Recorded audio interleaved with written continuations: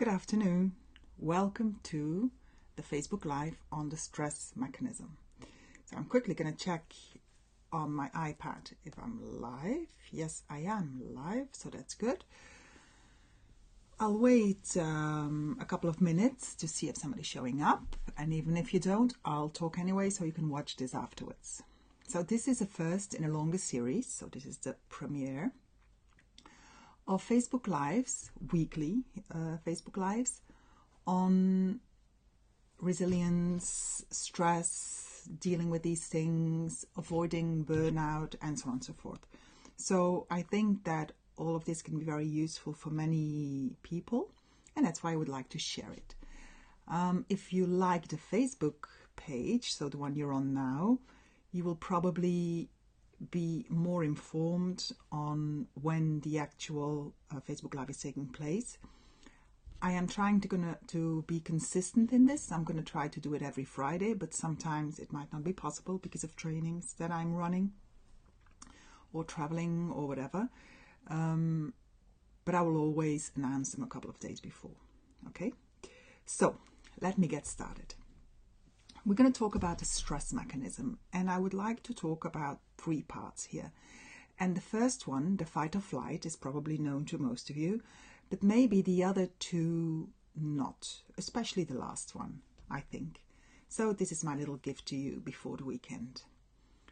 The stress system, point 1, the fight or flight. Yes, by the way, I would have liked to share some slides. Somehow it didn't happen. So I'll have to use my face and hands to explain things which could have been on the slides. 1, the fight or flight. We have this beautiful system, the fight or flight system, that as long as people have been around has helped us to cope with change and stress. So what really happens? So imagine, I'm Nancy Flintstone, and we are a long time ago. And I am walking down the plane and I meet a dinosaur. Now I know from trainings that I've given that historically this is not necessarily correct. There were not necessarily people when there were dinosaurs, but bear with me, this is just from my story. Okay, so walking down the plane, see a dinosaur, and I think, oh! This is the reaction I want to talk about, the oh! Okay, so what happens? At that moment, I am not going to analyze anything. I'm not going to think, how far am I from the dinosaur? How quickly can I run? How quickly can the dinosaur run? No, I'm just thinking danger, and I have to either fight or run away, fight or flight. So what's going to happen?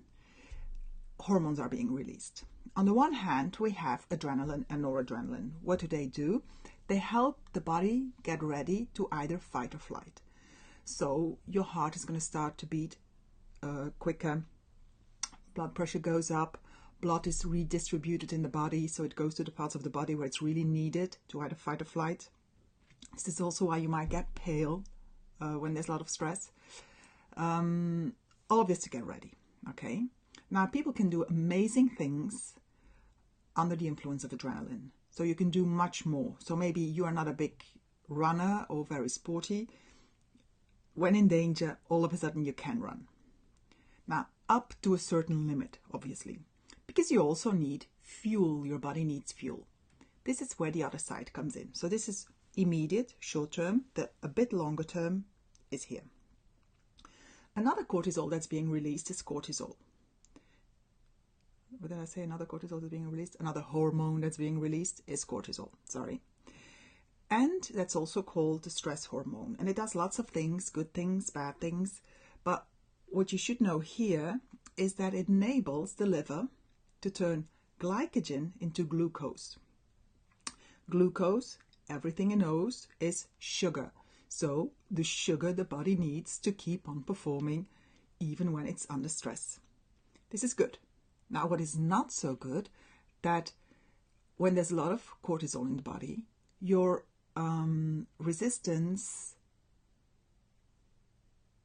your immunity is going temporarily down. So this could cause possible infections or allow infections to take place. But don't worry, after every there is a. This is actually how your nervous system is functioning. It's a bit like the accelerator and the brake. And so the accelerator I'm calling the and the brake I'm calling the, and they work together. Okay. This works fine. When I was Nancy Flintstone, I was walking down the plane and I had my but after every encounter with a dinosaur, possibly I was 3 weeks in my cave, so my body had all the time to calm down again, and so everything could go back to normal. So blood pressure back to normal, heart rate back to normal, liver doing normal things again, immunity back to normal, so all fine. Now, what has changed since Nancy Flintstone? Actually, not a lot, meaning our body still functions in the same way, even though the threats are different. So, our mind is not going to make a difference between dinosaur, life or death, and 500 emails, annoying colleague, unforeseen strike of the train, alarm doesn't go off. So it is possible that in one day I go a couple of times into the and if that happens all the time, I don't have the possibility to go back into the system won't work anymore. And if we stay into our of which the scientific name is the sympathetic, by the way, the is the parasympathetic. Now, if we stay in this sympathetic mode, our body can go into burnout. Okay, so there's no relaxation. So how can we avoid this? Does it mean we automatically are going to get sick? No, not necessarily. You can avoid this by artificially provoking the parasympathetic. So by artificially provoking the brake through breaks, through relaxation, and so on and so forth. But this will definitely be the topic of later episodes. So this was point 1, the fight or flight. Point 2, linked but not always known. I think most people know that there is good stress and bad stress, positive stress, negative stress. What is negative stress? Negative is nothing at all. So when you're totally bored, or too much for too long, that's negative stress. What is positive stress? It's the one that gets you excited, that makes you get started. The problem is that some people think that only negative stress can lead to burnout. Actually not. Also positive stress could be the culprit. How so? Well, even when you're very excited, your gas accelerator is being activated. And therefore, you also have the release of the hormones, adrenaline, noradrenaline, and so on and so forth. So if there you also don't go back to the afterwards, the system still can get messed up.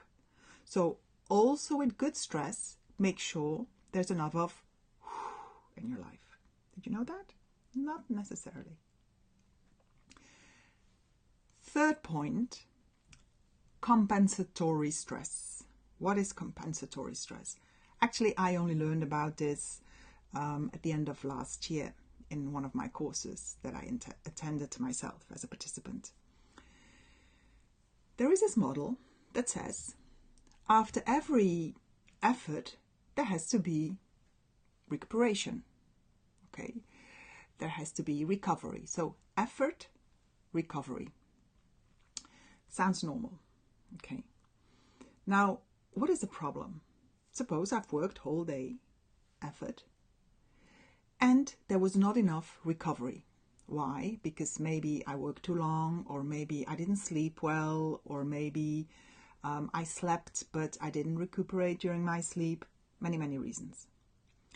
Now, if the next day I'm going to start with less in my battery, I'll have to make more of an effort to get through the day at my normal level.